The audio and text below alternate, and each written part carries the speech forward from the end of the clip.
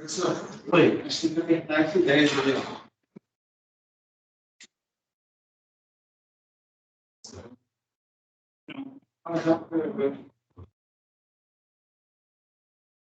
Eu sabe que eu tinha acertado aquela hora, agora eu não sei mais o que eu fiz. É só colocar em janela. Tinha botado aquela hora. Tudo certinho.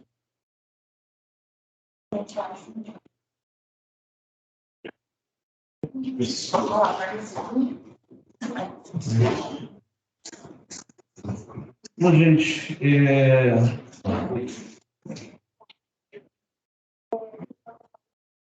conseguir acessar a aula não está no Teams. Aí tem que compartilhar, mandar o link.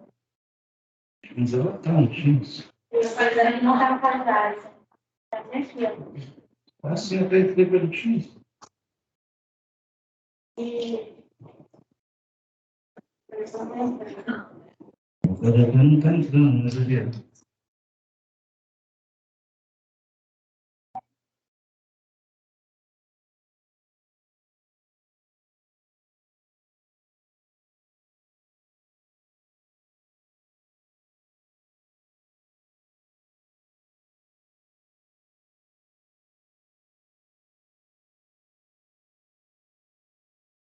Tá gravando.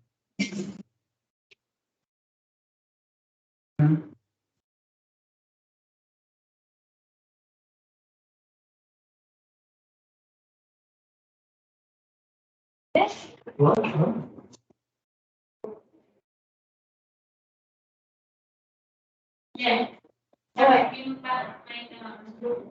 Já foi? Estados.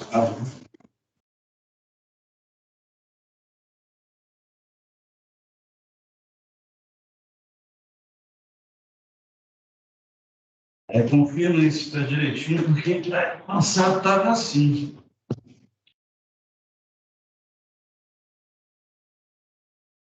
Muito.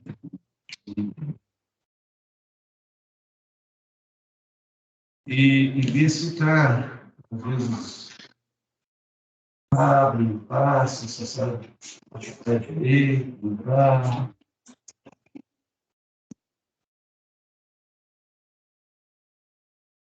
Tudo certo, gente? Vemos. Hoje eu tomei uma iniciativa. Você não estou cansado. Cancelei o consultório hoje de manhã. Cansado mesmo. Aí, emendar o feriado, não vou emendar feriado, não, vou dar aula de tarde. Aí, pô, a gente consegue chegar na hora, né? Isso é bom, faz bem. Diminui a adrenalina, cansado de adrenalina. Eu tenho que admitir uma surpresa, que eu esperava que eu ficasse frustrado agora à tarde. Achei que eu falei, eu vou cancelar minha aula, meu consultório de manhã, eu vou chegar cedo de tarde, não vai ter ninguém na sala de aula. Isso que eu me equivoquei, né? Pô, legal ter vocês aqui em grande número. Eu achei que eu ia chegar aqui e não ia ter tanta gente presente. Isso foi bom. Foi um presente que vocês me deram. Me fez feliz chegar aqui e ter tantas pessoas presentes. Esperava um número realmente muito menor. Então, uma sensação de alegria, de bem-estar. Queria agradecer a vocês. Fez sensação de validar aí o que a gente fez para eu chegar aqui no horário e tal, sem aquela correria, guiada, assim. E a gente vai falar hoje do órgão mais importante na parte de gestória. A gente conversou saliva, a saliva é importante, mas a digestão pela amilase salivar é um negócio meio pouco significativo, temporário.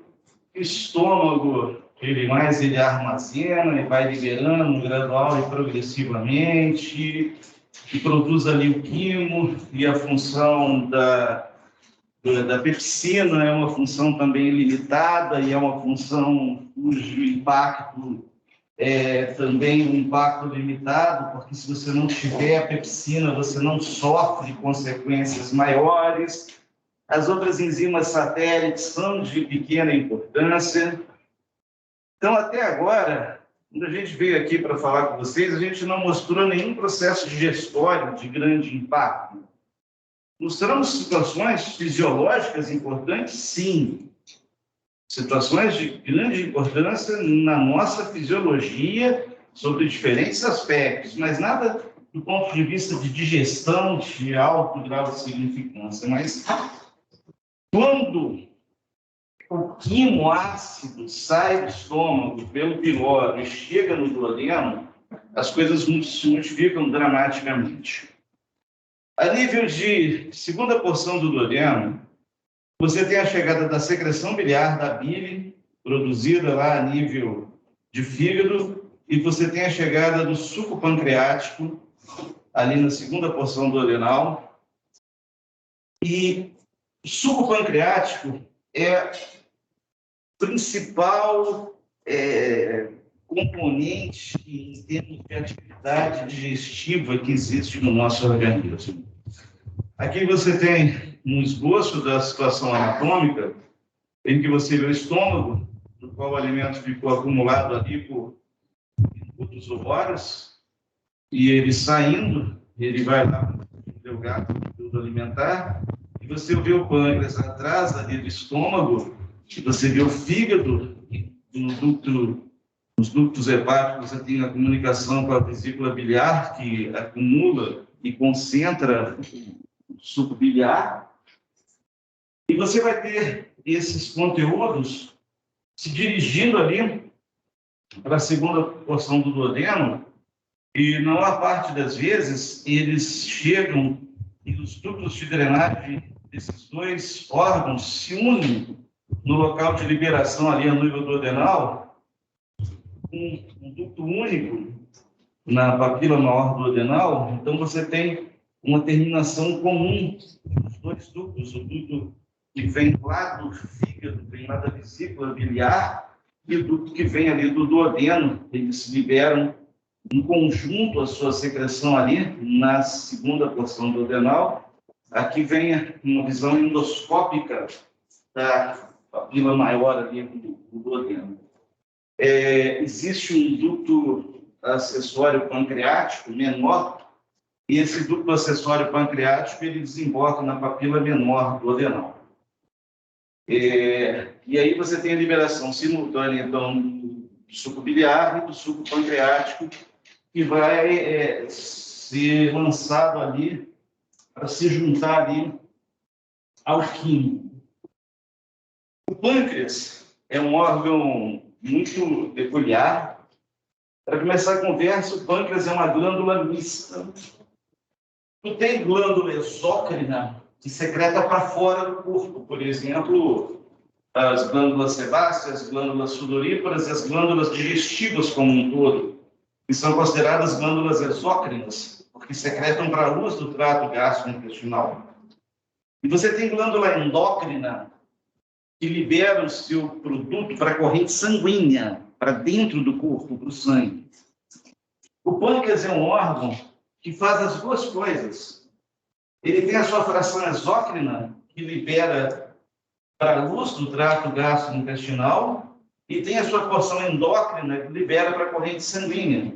Então, por isso ele é considerado uma glândula mista, porque tem a fração exócrina e endócrina.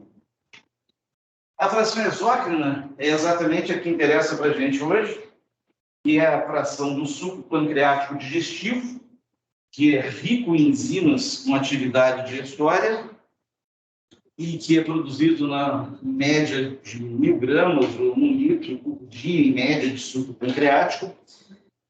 E o pâncreas endócrino vai ser objeto de discussão posterior.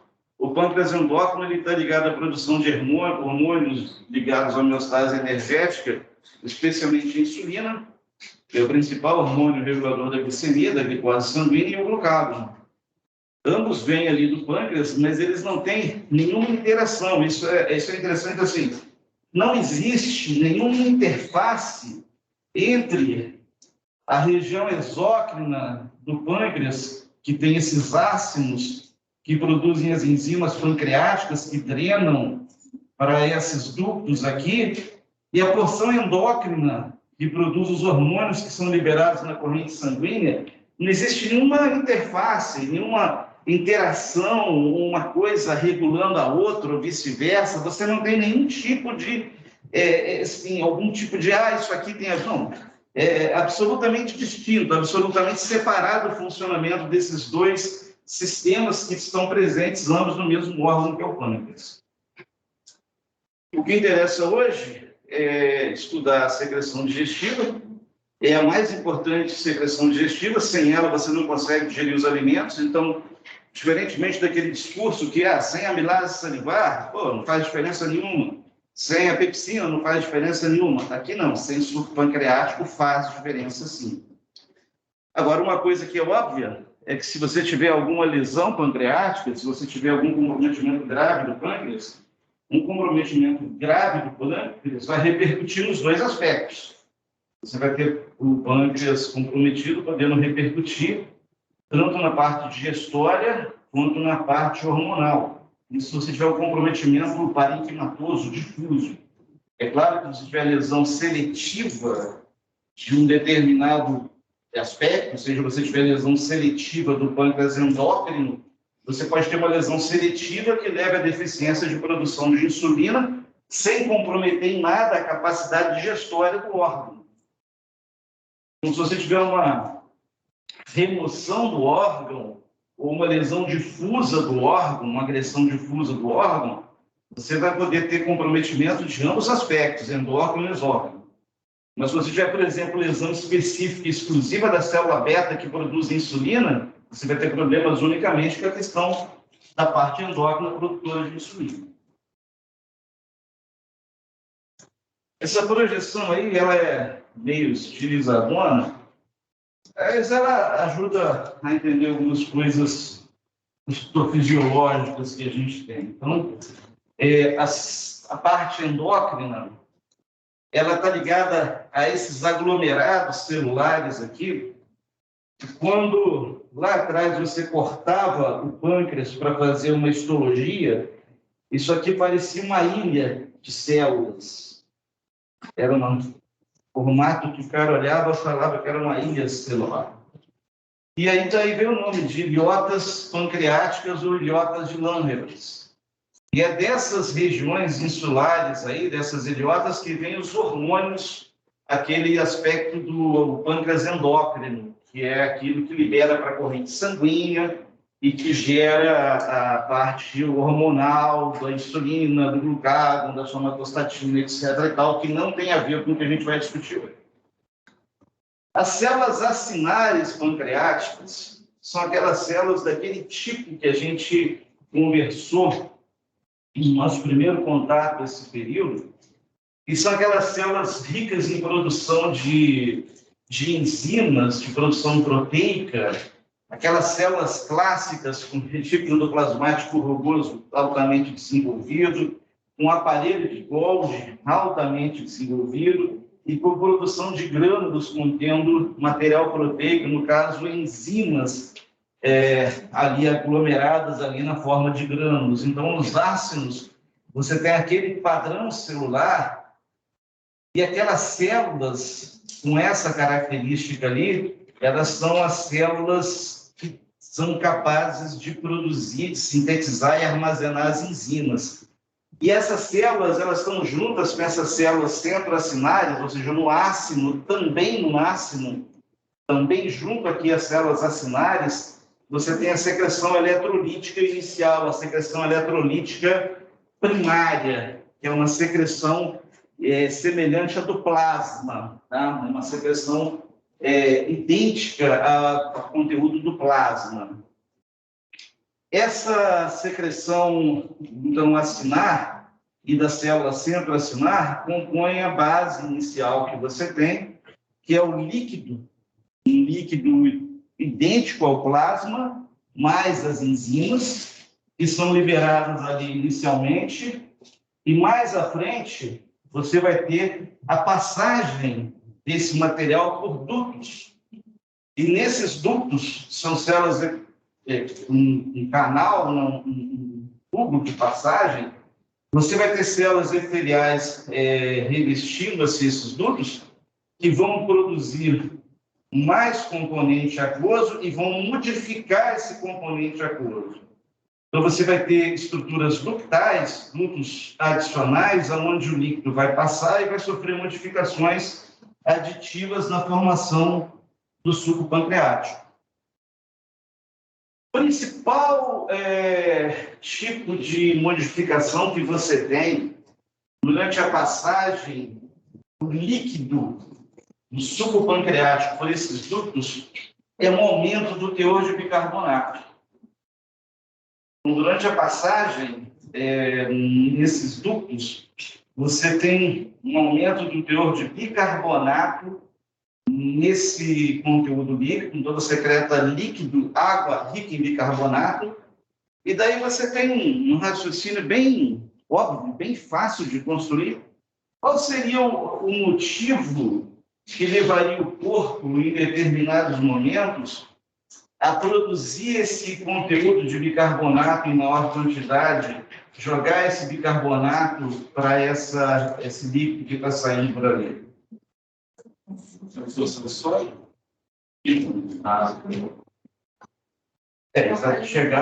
Você vai levar esse suco, esse líquido aí, do suco pancreático, ele vai ser lançado na segunda porção do duodeno, que é onde está chegando o quimo, que está vindo do estômago.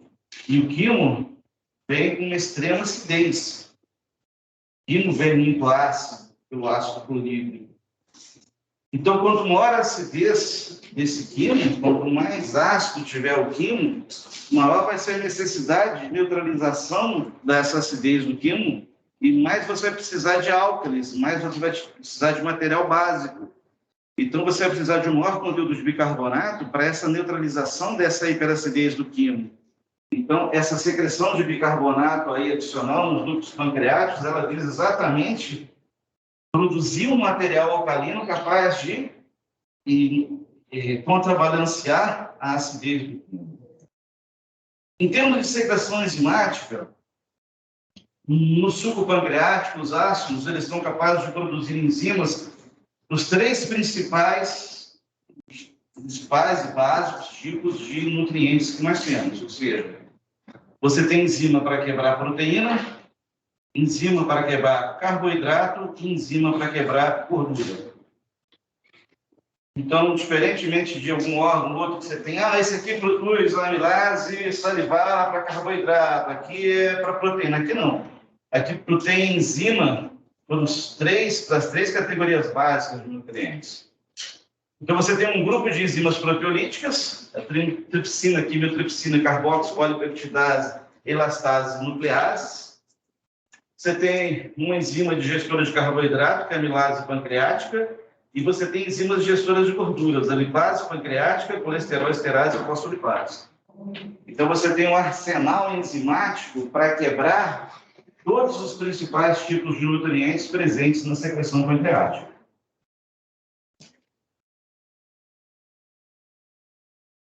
Voltando para uma discriminação adicional, o componente aquoso ele vai dar o volume líquido, a quantidade de líquido ali, para diluir o componente enzimático e para ter volumetria, para ter quantidade de líquido, e ele vai determinar o pH dessa secreção.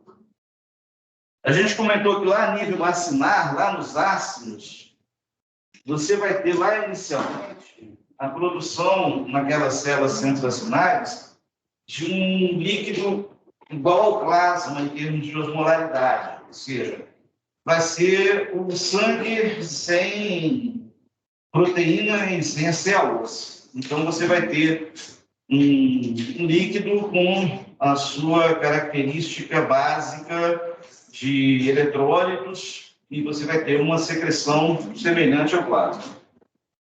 Decorrendo ali, passando pelo sistema ductal, no sistema ductal intralobar, você continua tendo, logo à frente, a manutenção dessa característica, que é a secreção de líquido semelhante ao plasma. Mas um pouco mais à frente, no sistema ductal extralobar, existe uma modificação em que, nesse sistema ductal extralobar, a secreção ela varia em termos de intensidade, em termos de quantidade, de acordo com a presença ou não de um hormônio, que é a secretina. Então, essa fase de secreção de líquido aqui é uma fase de secreção que ela não é fixa, ela não é mantida em um determinado grau contínuo, um grau espontâneo, ela é controlada pelo seu organismo. E controla a intensidade dessa secreção aí é esse hormônio. O hormônio secretina, ele é produzido exatamente na segunda porção do duodeno e o que estimula a produção de secretina? É exatamente quimoácido. Quanto maior a acidez do quimo, quanto mais ácido se encontra o quimo, mais acentuada é a secreção da secretina. Então, ela tem uma relação direta com a acidez do quimo. Então, no caso, quanto maior a intensidade de acidez do quimo, mais secretina é produzida. E essa secreção estimulada por secretina, ela tem uma associação direta com a maior quantidade de bicarbonato. O suco que é produzido é mais rico em bicarbonato. E no ducto coletor principal, existe uma troca de reabsorção de cloreto por bicarbonato, uma troca de cloreto por bicarbonato. Com esse tipo de mecanismo, aqui ao final, o líquido do suco pancreático vai terminar tendo, em média, 115 miliequivalentes litros de bicarbonato contra os 24, 25 ml de bicarbonato que você tem no plasma. Então, você vai ter uma situação distinta em que o conteúdo de bicarbonato presente no suco pancreático é muito mais elevado do que o conteúdo de bicarbonato da corrente sanguínea. Agora, esse bicarbonato está aqui por dois motivos. Quer dizer, um, mas se desdobra em dois.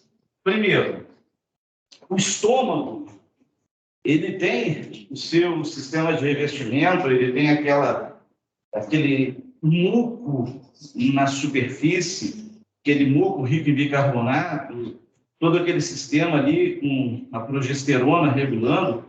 Então, o estômago ele tem uma capacidade de resistir à agressão do ácido presente no seu interior. O duodeno, depois da sua segunda porção para frente, ele não tem essa capacidade. Então, se você tiver uma acidez pronunciada ali da segunda porção duodenal para frente, essa acidez ela vai agredir aquela região, vai lesionar aquela região, vai causar doença. E o segundo ponto é o seguinte: a pepsina é a única enzima esquisita que trabalha adequadamente num pH extremamente ácido. As outras enzimas não. Então, aquelas enzimas que a gente mostrou agora mesmo para vocês, pepsina, quimitripsina, elas não trabalham adequadamente em pH ácido. Então, se você não neutralizar aquela acidez daquele material ali, aquelas enzimas não vão ter uma atividade satisfatória. Então, você precisa neutralizar a acidez daquele quimo para você ter um pH adequado à atuação das enzimas pancreáticas. Então, assim, é importante você ter essa neutralização da acidez como uma forma de evitar lesão, de evitar agressão e como uma forma de adequar o pH à ação enzimática que vai se suceder. Então, em condições basais, você tem aquela secreção aquosa basal primária, nos ductos intralobulares, principalmente, e a nível acinar, e a nível estimulado, em resposta à acidez no duodeno, o duodeno recebendo um quimo ácido, você libera a secretina, e a secretina aumenta a secreção a nível de ducto extralobular, e essa secreção é uma secreção rica em bicarbonato, e você tem, com o aumento desse fluxo, um aumento do conteúdo de bicarbonato e um aumento desse sistema de troca de bicarbonato por cloreto, a concentração de cloreto aumenta, de bicarbonato aumenta e de cloreto cai a nível de suco pancreático. E você, quando a secreção é estimulada pela secretina, você vai ter um suco cada vez mais rico em bicarbonato e pobre em cloreto, e isso vai repercutir num suco mais neutralizante em relação à questão do quimo ácido que está ali.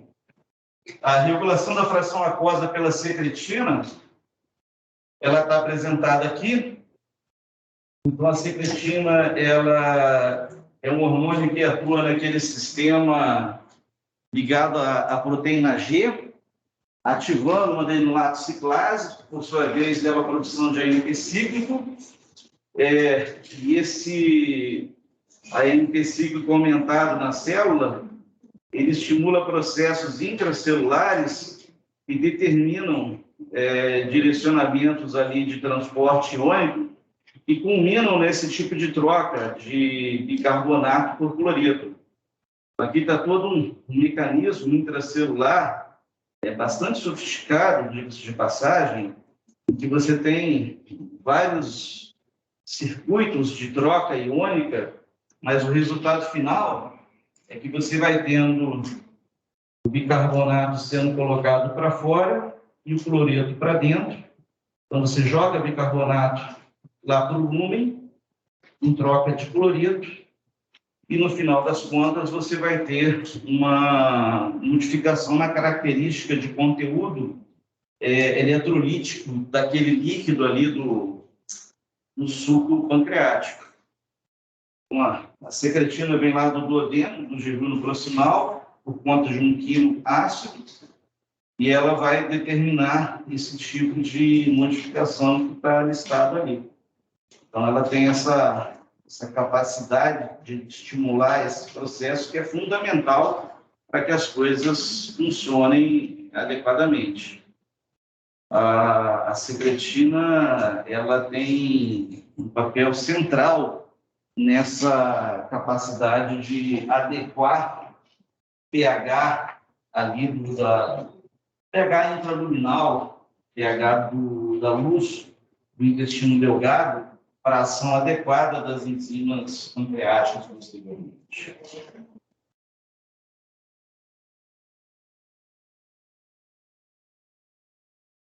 As células acinares, aquelas partes centrais delas de revestimento, elas também vão secretar um líquido semelhante ao plasma, mas o que interessa nelas é aquela secreção enzimática. Então, elas têm a capacidade de produzir, armazenar e liberar enzimas atuantes sobre todos os substratos alimentares importantes. Essas projeções aí, elas são repetitivas para vocês, elas são monótonas, elas têm sido apresentadas para vocês sequencialmente, padrão clichê da célula que é capaz de produzir material proteico, enzimático e liberar para o meio extracelular. É a célula com estrutura importante de retículo endoplasmático rugoso, aparelho de Golgi, com vesículas, com grânulos enzimáticos no seu interior. Então, assim, essa aí é a célula clichê do aparelho digestivo que produz as enzimas que são liberadas no lumen para a ação digestória. Então, todas as enzimas são proteínas, todas as enzimas são proteínas, são produzidas por células com as mesmas características, mas, obviamente, o que vai modificar é que cada uma vai ter um substrato diferente. Então, cada uma tendo um substrato diferente vai ter uma denominação diferente pelo substrato ao qual ela é afeita ao substrato, que ela quebra. A amilase é basicamente uma enzima muito semelhante àquela amilase salivar. As diferenças são, primeiro, ela atua num pH um pouco mais elevado que a amilase salivar. E segundo, ela é um pouco mais rápida. A ação catalítica dela é mais acelerada do que a ação catalítica da amilase salivar. Então, ela demora relativamente pouco tempo para quebrar o que chega até ela, que é o que restou lá da ação da amilase salivar. Agora, não há, a gente já comentou isso antes, mas só que agora a gente comenta por uma visão invertida, não há problema em relação ao que a amilase salivar fez ou deixou de fazer. Não tem importância se a amilase salivar teve uma efetividade pequena, média, alta. O que ficou a ser feito vai ser feito, ponto. Então, ela vai pegar todos os resíduos de amido e glicogênio e vai hidrolisar esses resíduos de amido e glicogênio nas ligações diretas, ligações no quadro. Ela continua com a mesma limitação da amilase salivar, que é aquela ausência de capacidade de quebrar a ligação do tipo 1,6. Ela também não quebra a ligação do tipo 1,6, só quebra a ligação do tipo 1,4. Uma das consequências disso é que pouco resultado da ação da amilase salivar é de monossacarídeo, de molécula única de sacarídeo. Geralmente você vai ter produção de sacarídeos, ou seja, 2 açúcares, trissacarídeos, 3 açúcares, destrinas alfa-limitadas, ou seja, moléculas com algumas glicoses ali e uma ligação 6 ali, 6, 7 resíduos de açúcares. Então, você vai ter um padrão resultante que não é predominantemente de monossacarídeo. Vocês vão ver mais à frente que você vai quebrar, estraçalhar, literalmente falando, o material do tipo amido e glicogênio, mas vão resultar pequenos fragmentos, 2, 3, 4 sacarídeos ali unidos, e esses fragmentos resultantes, eles vão ser, no final das contas, fragmentados pelas chamadas enzimas da borda em escova da mucosa intestinal. Você ainda vai ter um passo adicional na digestão, e esse passo adicional ele é dado pelo próprio intestino. A célula da mucosa intestinal, a célula intestinal, ela tem na sua região apical uma estruturação lá enzimática naquela região apical que faz a fragmentação final dos nutrientes. Então, a amilase pancreática, ela não é a última etapa da digestão, ela é a etapa mais importante porque ela pega, inclusive, molécula intacta, molécula de amido, de glicogênio intacta, inteira, e estraçalha, quebra ali, molécula de sacarídeo, trissacarídeo, alfa-destrina, quebra aquilo ali tudo. Mas não faz o trabalho completo, por assim dizer. Ficam ainda moléculas ainda com 2, 3, 5 resíduos, e aí as enzimas chamadas da borda em escova vão fazer o trabalho final mais à frente na mucosa intestinal. Mas você não vai ter, aí um ponto, as enzimas da borda em escova não têm capacidade de fragmentar moléculas grandes. Acho que isso é importante falar com vocês, isso para ficar claro. Essas enzimas ditas da borda em escova, elas só têm capacidade catalítica para pequenos fragmentos. Se você não tiver ação da amilase pancreática, vai dar ruim. Porque a amilase pancreática que pega essas moléculas maiores e fragmenta em conjuntos pequenos. E esses conjuntos pequenos é que são acessíveis às moléculas das enzimas da borda em escova. Você precisa da amilase pancreática fragmentando aquilo naqueles resíduos menores para você ter algo que você seja capaz de trabalhar com as enzimas das tais borda em escova lá. Você finaliza o processo. Aqui na ilustração, um amido ali registrado ali, um esquema ali da molécula, a amilase atuando, aí quebrando uma molécula de 3 resíduos de glicose, que é a maltotriose, algumas estrina alfa limitadas, e mostrando que você tem a efetividade de hidrólise das ligações do tipo 1,6, carbono 1 com carbono 4, desculpa, ligações 1,4, e não tem efetividade na ligação do tipo 1,6, carbono 1 com carbono 6. Então, você tem essa incapacidade de clivar ligação do tipo 1,6 como um dos determinantes desses resíduos aqui, dessas cistrinas alfa-limitadas aqui, que são produtos de digestão tanto da amilase salivar quanto da amilase pancreática. Aqui já antecipando, essa antecipação a gente sempre fica na dúvida de apresentá-la ou não, mas sei lá, assim, pensando como aluno, não sei, eu acho que fica meio vago quando um cara chega lá e fala, aí vai acontecer isso na ordem de escova e tal, eu não sei, eu acho isso fica meio solto.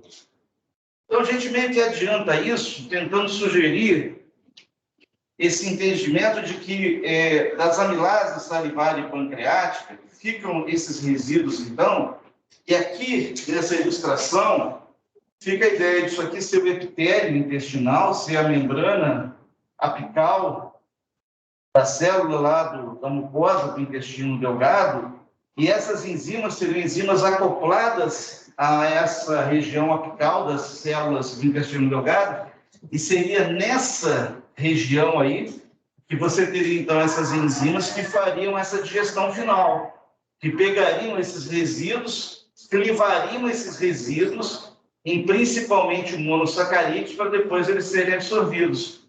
Então, seriam as chamadas enzimas da ordem escova, enfim, enzimas dessa região final. Então, o produto da digestão das amilases salivar e pancreática seriam aqui, e aí seria essa região aqui dessas enzimas presentes nas células de revestimento ali da mucosa do intestino delgado, as responsáveis pela digestão final.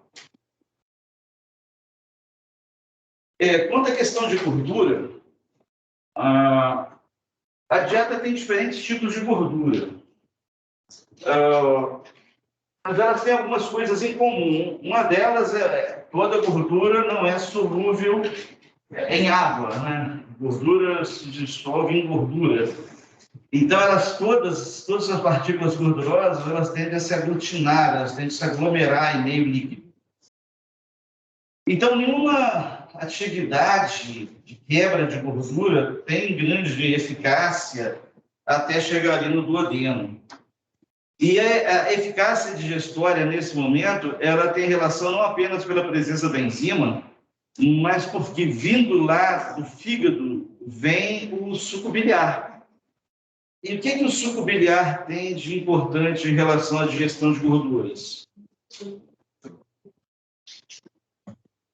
Qual é o componente integrante do suco biliar da bile que é de alta importância na digestão gordurosa? Sais biliares. Sal biliar, a grande função dele não é digerir, o sal biliar não digere gordura nenhuma. O sal biliar não tem atividade enzimática nenhuma, ele não quebra gordura nenhuma. Mas o sal biliar, ele faz a emulsificação da gordura. Ou seja, ele particula a gordura, ele fragmenta a gordura, ele faz com que aquela gordura que está unida naquela aglomerada ali, ela fique particulada na forma de células, na forma de partículas menores, e essas partículas menores são muito mais acessíveis à ação enzimática. E quando essas enzimas pancreáticas elas chegam ali, elas chegam junto exatamente com a bile, então a bile chega produzindo esse tipo de emulsificação da gordura, tornando a partícula de gordura acessível à ação enzimática, e aí vem a lipase, que é a triacilglicerol hidrolase, que quebra os triacilgliceróis. O triacilglicerol é uma molécula que é a gordura neutra, é a gordura mais importante da dieta, é uma molécula de glicerol com 3 ácidos graxos. Só que a clivagem ao contrário do que a gente pode imaginar inicialmente, a gente imaginaria que se você tem um glicerol com 3 ácidos graxos, essa enzima, essa lipase, ele iria produzir glicerol livre e 3 ácidos graxos. Isso não é verdade. Ela produz uma molécula de monoacilglicerol e 2 ácidos graxos livres. Isso é resultado da lipólise feita pela enzima, pela lipase pancreática. Então, ela quebra o triacilglicerol, a gordura neutra, em 2 ácidos graxos livres e 1 monoacilglicerol para cada triacilglicerol que ela quebra. Você tem hidrolases de ésteres de colesterol, que produz colesterol e ácido graxo livre. Você tem fosfolipase, que hidrolisa a ligação éster de fosfolipídio e produz ácido graxo e lipofosfatídeo. Então, você vai clivar as gorduras da dieta com essas enzimas, produzindo fragmentos menores. Aqui a gente comentou. A lipase pancreática, ela pega um triacilglicerol, né, que seria à esquerda ali uma molécula de glicerol, e 3 ácidos graxos ligados a ela. Você teria a ação da lipase pancreática produzindo um monoacilglicerol, que é o glicerol com um ácido graxo, e 2 moléculas de ácido graxo livre, e não 3 ácidos graxo livre de glicerol. Esse é o resultado da produção de degradação da lipase pancreática, está ilustrado aí na figura.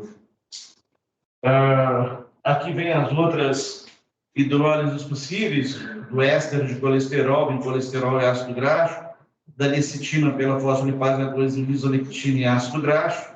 Lá em cima, o triacilglicerol, um monoglicerídeo e 2 ácidos graxos. E todos esses produtos, eles continuam ainda nas micelas, ou seja, eles continuam dentro daquela estrutura micelar, que é aquele glóbulo de gordura em volta da camada de solvatação. Então, você, na hora que você tem ação enzimática, você não vai, pela ação enzimática, desfazer aquele glóbulo ali, desfazer aquela micela. Você continua com aquela estrutura micelar.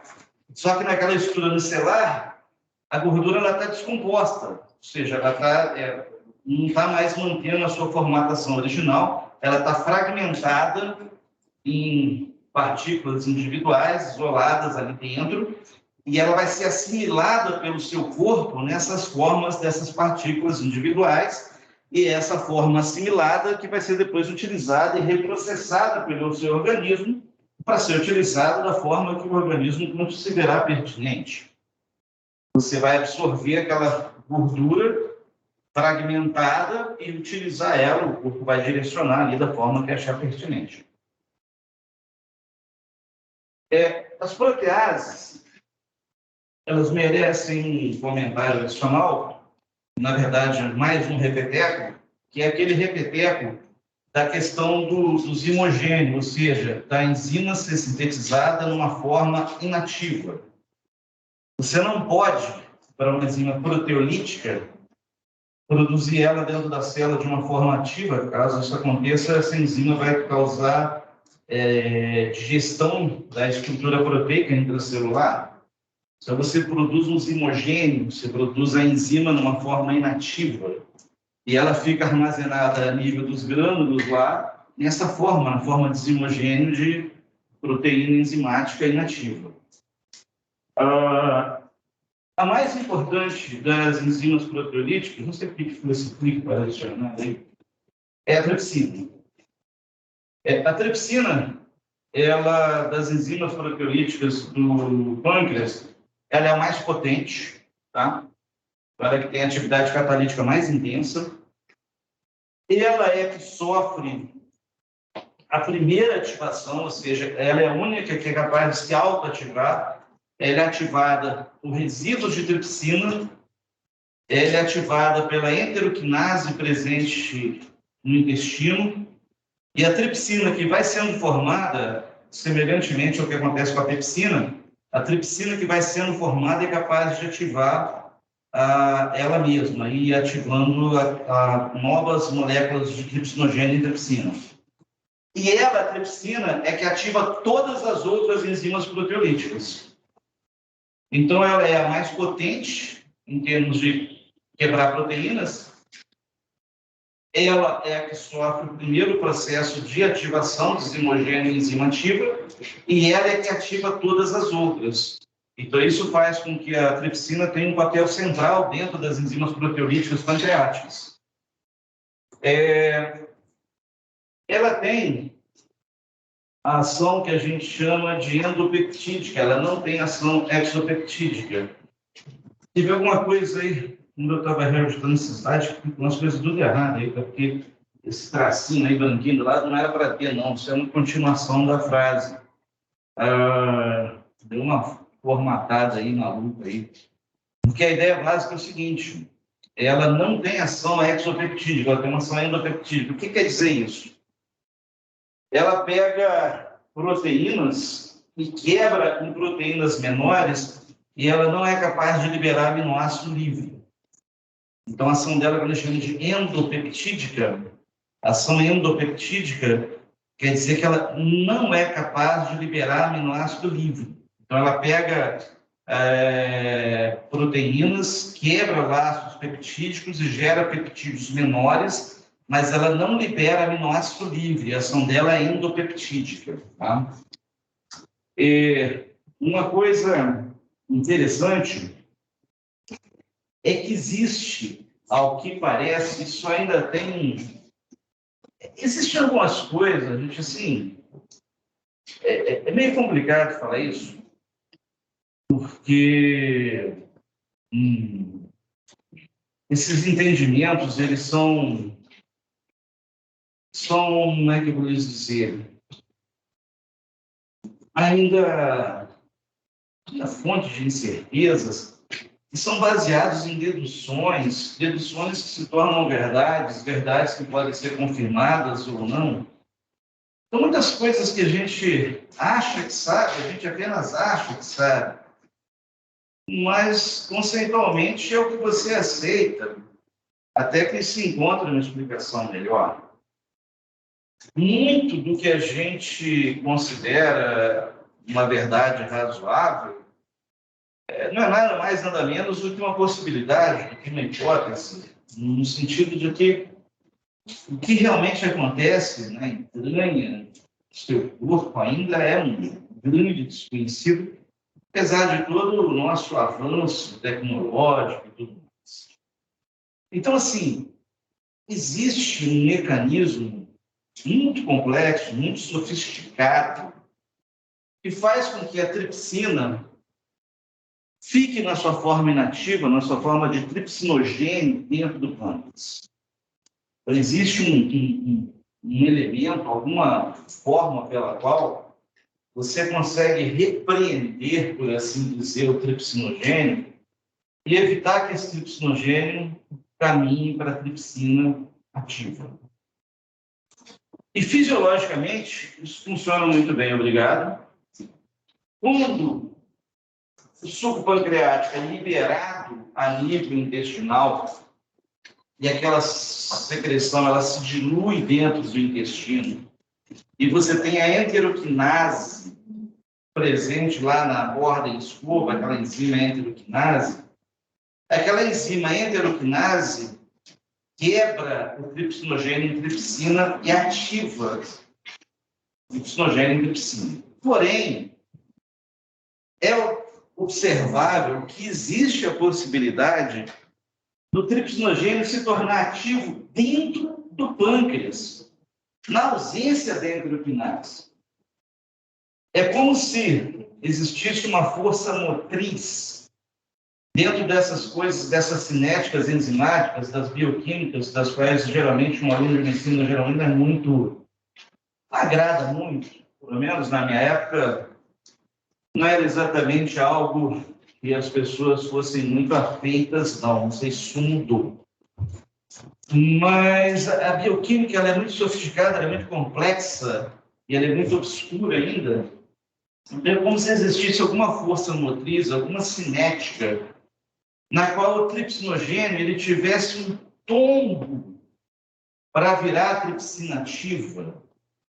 uma inclinação para virar tripsina ativa. Quando ele cai no intestino, quando ele cai no duodeno e tem enteroquinase, aí desanda o negócio, vai vira tripsina ativa. Mas dentro do pâncreas, a nível pancreático, ele já teria essa inclinaçãozinha. Então, teria uma antitripsina, um fator que se dá o nome de antitripsina, que não existe uma identificação clara de qual seria, quem seria, o que seria, mas tudo indica que existe algum elemento ao qual se dá o nome de antitripsina que seria responsável por esse tipo de frenagem, por esse tipo de... Fica quieto aí, que seria um fator que teria o papel de evitar essa conversão, esse tipo de ativação de tripsinogênio e tripsina dentro ali da estrutura pancreática. Então, quando libera no duodeno e tem lá enteroquinase, isso aí acontece em larga escala, mas dentro do pâncreas já existiria esse tipo de movimento, uma certa tendência cinética para que isso acontecesse, que, por sua vez, é contrabalanceada pela presença da chamada antitripsina. Um problema clínico de extrema gravidade e que não é algo lá muito infrequente, não.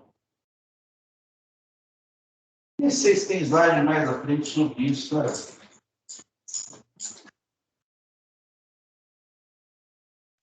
Monta material para cá e para lá, para diversos objetivos, e acaba se enrolando. Mas uma situação que não é infrequente tem a ver com isso aqui. Não sei se alguém de vocês aí, apesar da idade, já tem cálculo em vesícula biliar. Se vocês não têm ainda, vocês irão ter. Boa parte de vocês vão ter, vocês não tenham dúvida disso.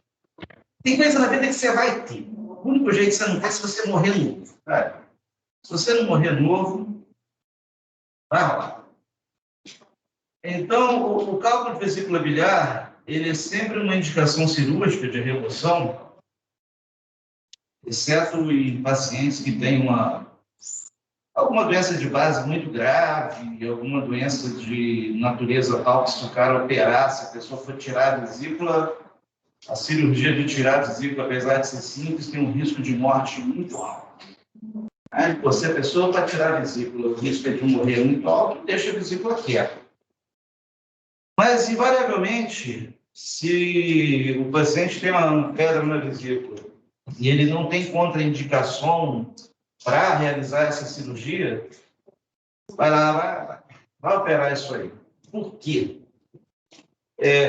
Cálculos em vesícula biliar, se ele for pequenininho, ele pode descer por aqui, passar por aqui, ele vai embora. Se ele for muito grande, ele não vai dar muito trabalho, não. Ele pode dar dor, inflamação, é bom tirar, porque pode dar ruim, sabe? Mas ele não é o maior problema, não. O maior problema mesmo são cálculos de um tamanho, vamos dizer assim, sei lá, intermediário, que o cálculo pode sair, se formar aqui na vesícula biliar, sair, descer aqui através do ducto e chegar aqui, exatamente aqui no esfíncter, que é o lugar mais apertadinho, ele empacar aqui. Aí, se ele empacar aqui, aí dá ruim. Por que dá ruim? Porque você obstrui a saída da secreção, tanto biliar quanto pancreática. Se os canais forem separados, por ele obstruir só o ducto de drenagem da bile, você vai reter bile, né, para poder ter um negócio que a gente chama de colangite, que é uma inflamação, inflexão dos ductos biliares, que é um processo de gravidade importante também. É algo ruim, é algo bem ruim. Mas, pior ainda, é na hora que empacar aqui, bloquear também a drenagem do suco pancreático. E aí você começa a reter suco biliar e suco pancreático no interior aqui do pâncreas.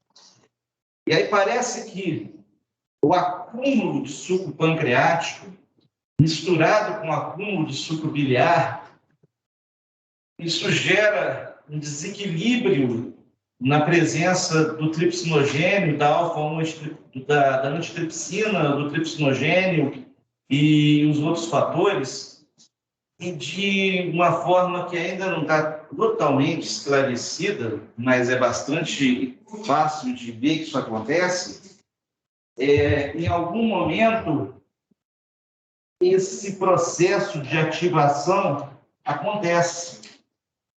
Ou seja, essa obstrução, represando o conteúdo do suco pancreático, aumentando o volume ali presente, desequilibraria essas relações entre a tendência à ativação do tripsinogênio e tripsina, a ação da antitripsina e mais a presença do suco biliar, isso aumentando o volume, diluindo, etc.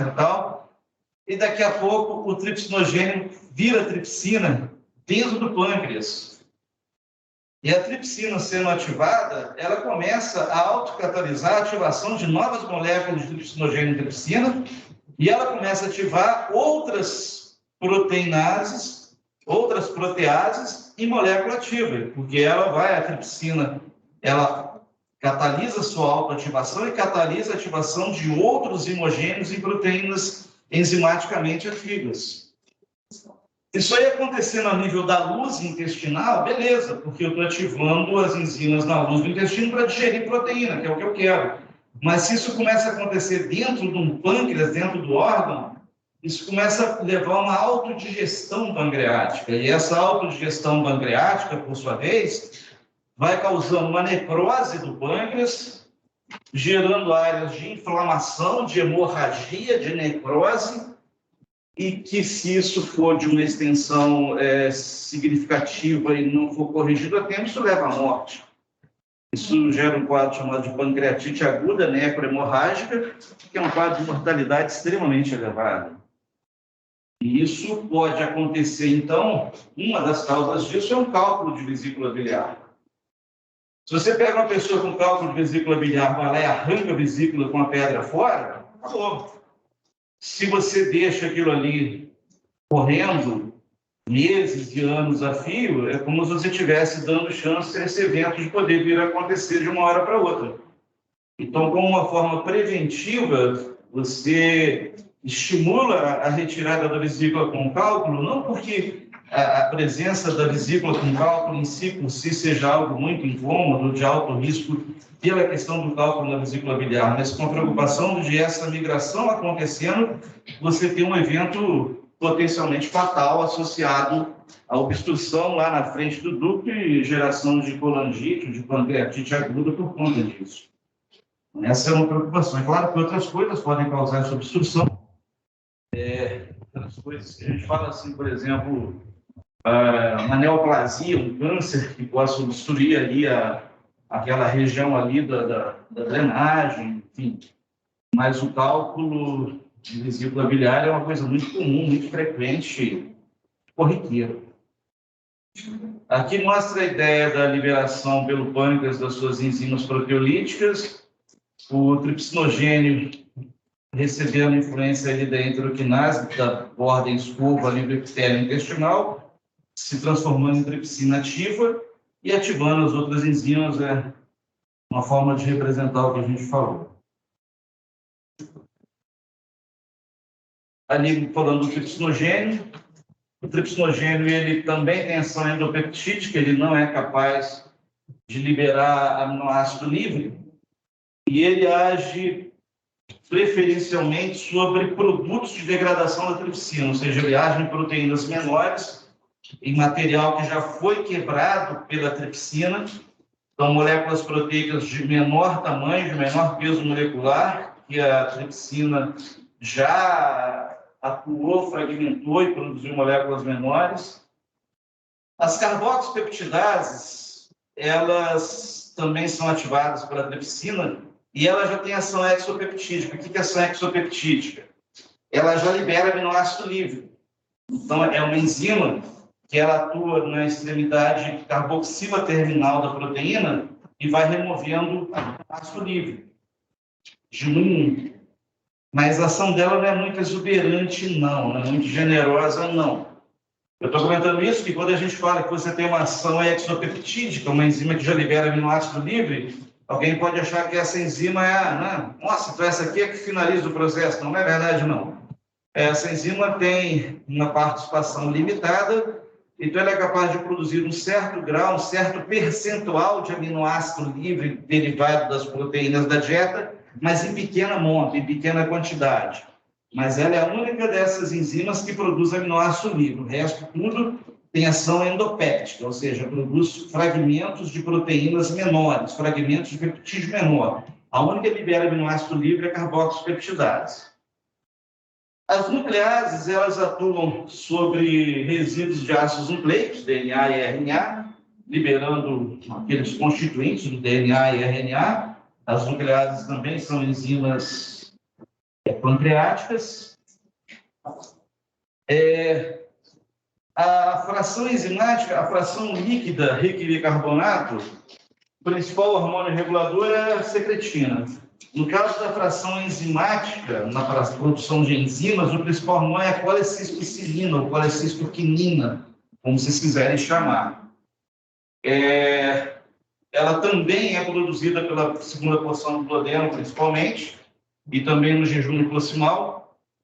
E ela tem a sua produção liberar associada a alimento. Quando chega material nutricional, quando chega nutriente, ou seja, chega um quimo rico em alimento naquela região, um quimo nutritivo. A secretina era um quimo ácido, a colecistoquinina é um quimo nutritivo, um quimo rico em nutrientes.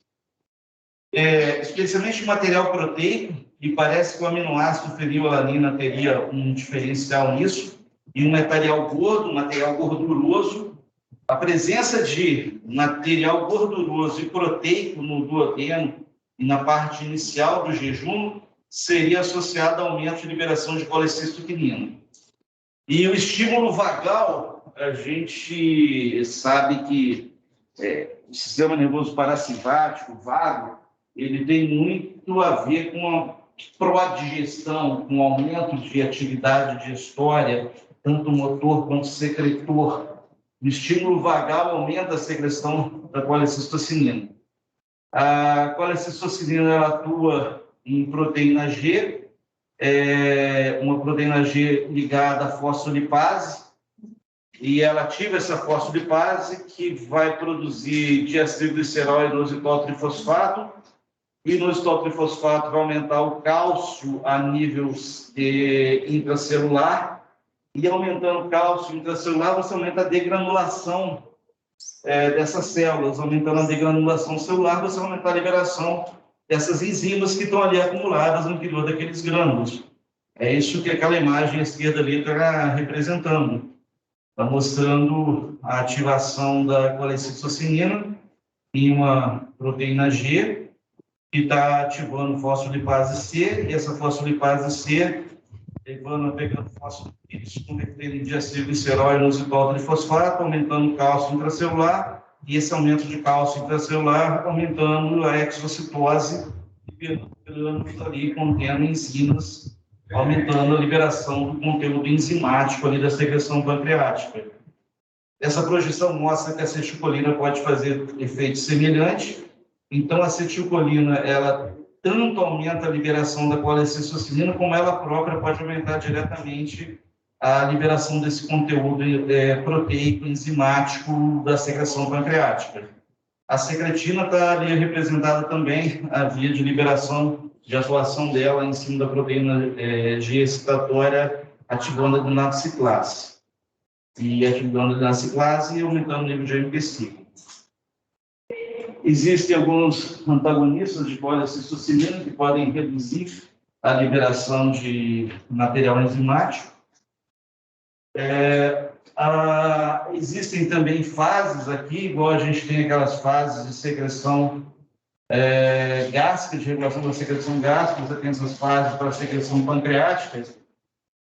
Só que aqui já é diferente, né? Porque a secreção pancreática ela está ligada à presença de alimento no intestino. São locais diferentes. Mas você mantém algumas similaridades. Então, a fase cefálica ela existe. Então, ao mesmo tempo que a percepção visual, olfatória, a percepção gustativa de um alimento determina aumento da secreção do suco gástrico, ela também aumenta a secreção do suco pancreático, já determinando uma prévia pelo pâncreas de um aumento de secreção na expectativa de vir a receber, no futuro próximo, um alimento a ser digerido. O processo ali é dependente do vago, né? A ativação neuronal vagal, descendo e aumentando a atividade secretora pancreática. A fase gástrica, ela está ligada à presença do alimento no estômago, o alimento vai distender o estômago, vai determinar o estímulo de reflexos vagais, e ela tem uma relação com o aumento de uma secreção mais enzimática, uma secreção mais de enzimas digestivas, e o quantitativo é baixo. Existe uma estimativa de que 10% da secreção pancreática esteja associada a essa questão do alimento presente ali no estômago, que seria um quantitativo baixo, um estímulo gástrico como importante ali para o aumento da secreção pancreática. Já a fase intestinal, ela seria mais importante e ela teria algumas coisas qualitativas. Quando eu chamo de qualitativas, você vai ter relação não só de aumento da secreção pancreática, mas você vai ter uma modificação na qualidade da secreção pancreática. Ou seja, na fase intestinal, a chegada no intestino de um quimo mais ácido aumenta a produção de secretina, que aumenta a produção da fase aquosa, rica em bicarbonato. A chegada de um quimo rico em nutrientes, especialmente aminoácido e gordura, vai aumentar a liberação de colecisitocinina, que vai levar à produção de um quimo mais rico em material enzimático. Agora, vejam bem, meus caros, isso não é excludente. O que eu quero dizer não é excludente. Se eu tiver um quimo ácido e, ao mesmo tempo, rico em nutrientes, eu vou ter liberação simultânea de secretina e colecisitocinina. Então, eu vou ter a produção de um suco pancreático, ao mesmo tempo, volumoso em termos de líquido, rico em bicarbonato e rico em material enzimático. Eu digo isso que teve uma avaliação de prova aí que ninguém cruzou as estações como se só pudesse acontecer uma coisa de cada vez, vocês entendem? Tipo, se o suco pancreático só pudesse ser ou volumoso e alcalino ou rico em enzimas, não tem que ser uma coisa ou a outra. Não tem lógica nenhuma essa distinção. Não sei de onde as pessoas tiraram a ideia de que um estímulo exclui o outro. Se você tiver a presença de alimentos chegando ao duodeno em um quimo extremamente ácido e, ao mesmo tempo, extremamente rico em gordura, rico em proteína, vai ter um estímulo à produção de uma secreção pancreática extremamente volumosa, rica em bicarbonato e rica na fração enzimática também. Uma coisa não exclui a outra. E os alimentos no duodeno também induzem reflexos enterohepáticos e vão estimular as células acinárias ductais adicionalmente. Aqui juntam algumas outras informações de controle hormonal, especialmente o controle inibitório. A gente chegou a ter, em outras oportunidades, citações a esse elemento pitoresco, por assim dizer, que é a somatostatina. A somatostatina é o grande elemento inibitório do nosso organismo. E ela funciona invariavelmente como um amortecedor, um modulador. Ela não é exatamente um inibidor, mas assim, ela atua para evitar excessos, para evitar situações extremas, para evitar oscilações extremas. Então, você teria, em termos de processos regulatórios, vários elementos que aumentam a secreção, elementos que fazem a secreção ficar estimulada. O mais importante é a colecistocinina para a parte de enzimas, material proteico, e a secretina para a parte ligada à secreção aquosa rica em bicarbonato. A gastrina e o peptídeo liberador de gastrina são secretagogos adicionais de menos importância, mas que foram identificados. E a somatostatina é o inibidor, é o que reduz a atividade secretória. A somatostatina, ela está sempre trabalhando para reduzir excessos, para reduzir coisas assim que possam ser mais dramáticas em todos os pontos, em todos os níveis, em todos os lugares. Ela nunca é de alto impacto também na sua própria ação, mas ela sempre está atuando, evitando que o corpo faça, vamos dizer assim, montanhas russas nos seus processos regulatórios, que as coisas caminhem para níveis extremos de um lado ou para o outro. Então, ela sempre está modulando no sentido de evitar excessos. E quando você tem uma situação em que a tendência à produção de suco rico em bicarbonato esteja assim muito acentuada e, consequentemente, a produção de bicarbonato estando muito acentuada, o pH vem a tender a subir muito. Nessas situações em que você tenha excesso de bicarbonato com tendência a aumento excessivo no pH em nível intestinal, a somatostatina é liberada para evitar essa ultrapassagem, por assim dizer. Essa ultrapassagem que eu estou sinalizando seria um excesso no quantitativo ali de produção de bicarbonato, de neutralização, de levar a uma alcalinização excessiva do pH intestinal. Essa seria a ideia da somatostatina sendo liberada como um modulador do processo. A acetilcolina, ela faz uma inervação que aumenta a atividade de produção e liberação de enzimas, a gente já comentou isso anteriormente ali, então você tem uma alteração autonômica, uma ativação autonômica via acetilcolina, receptores do tipo M3, e então você tem um aumento de secreção enzimática, né, mas é uma situação menos impactante do que o estímulo que você tem via colecistocinina, mas que também existe. O estímulo via hormonal, via colecistocinina prepondera, mas existe esse estímulo colinérgico aqui adicional. O processo todo aí de regulação, ele está muito ligado à questão da necessidade identificada a nível de intestino, ou seja, a nível do duodeno e do início lá do jejum. Então, esse processo, ele tem muita relação com aquela interface com o esvaziamento gástrico.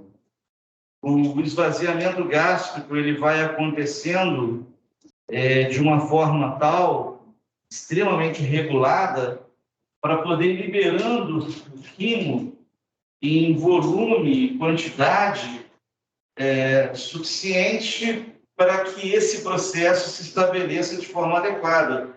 Agora, esse processo que a gente está discutindo aqui, eu não sei quanto fica perceptível para vocês, mas ele tem alguns limitantes, até mesmo na área ali do segmento intestinal, ele tem limitantes na capacidade pancreática de produzir e liberar enzimas, de produzir e liberar suco pancreático rico em bicarbonato. Então, essas limitações que existem nesse processo, que é bastante, ele é ao mesmo tempo extremamente importante, ele é ao mesmo tempo bastante trabalhoso e bastante complexo. E para que a coisa funcione bem, que é fundamental é que aquela questão do estômago, naquela regulagem lá do esvaziamento gástrico, ela funcione de forma adequada, para que o corpo vá liberando do estômago para o intestino alimentos quimo de acordo com a capacidade de processamento nessa região. Por isso, esse sincronismo da função motora do estômago, a função de armazenamento do estômago, a liberação do estômago, com a capacidade de dar conta do recado do aspecto intestinal e fígado, especialmente pâncreas, é algo que tem que ser muito bem trabalhado, o corpo é bem refinado nesse controle, e por isso as coisas funcionam de forma adequada.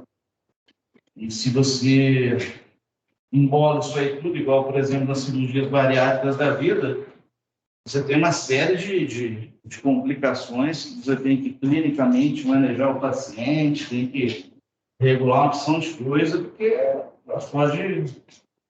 pode ficar bastante descompassado e você pode ter problemas clínicos sérios, porque isso aí é fundamental para que a coisa seja adequada em termos de digestão e absorção desses produtos que ficam aqui.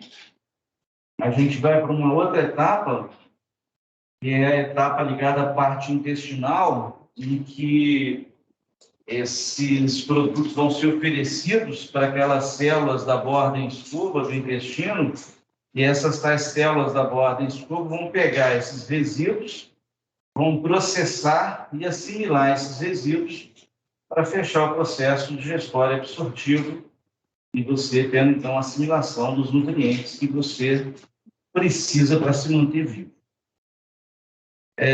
Vocês têm alguma pergunta, algum comentário aí? Naquela parte lá da secretina, lá nos biliares, eu posso falar que o bicarbonato vai entrar na roupa para diminuir o pH, aumentar o pH do quimo? Não, o bicarbonato, quando ele cai lá no intestino delgado, se junta ao quimo, ele vai tamponar a hiperacidez do quimo. Ele está ali para tamponar a hiperacidez do quimo. Exatamente para isso. O quimo chega ali ácido, de uma forma tal, como a gente comentou, que ele vai, se ele se mantiver ali livre, sem o efeito tamponante do bicarbonato, aquela acidez vai lesar a mucosa desprotegida dali para frente, e essas enzimas que a gente discutiu aqui, todas elas trabalham em pH neutro, ligeiramente alcalino. Elas vão ser inativadas, vão ser desnaturadas, não vão ter eficácia nenhuma. Você tem que tamponar aquela hiperacidez do químico, esse bicarbonato, que vem não só da secreção pancreática, mas da secreção biliar também. A secreção biliar contribui com um pouco também de bicarbonato. Então, esse bicarbonato ele vai tamponar aquela hiperacidez do quimo para levar o conteúdo intraluminal ali a um nível de pH que não seja agressivo e que seja adequado à ação das enzimas naquele local. Exatamente isso. Mais alguém, gente? Mais alguma coisa? Alguém de casa? Alguma pergunta, algum comentário, alguma dúvida, qualquer que seja?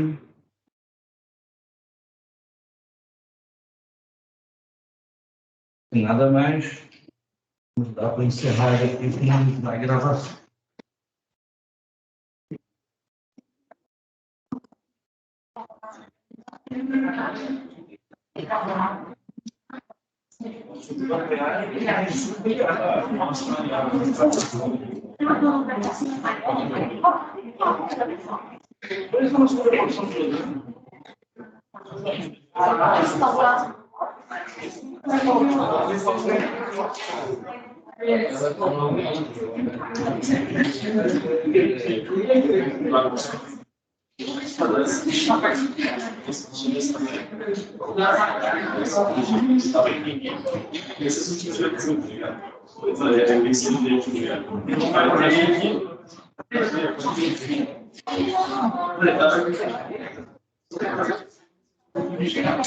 Quando eu percebi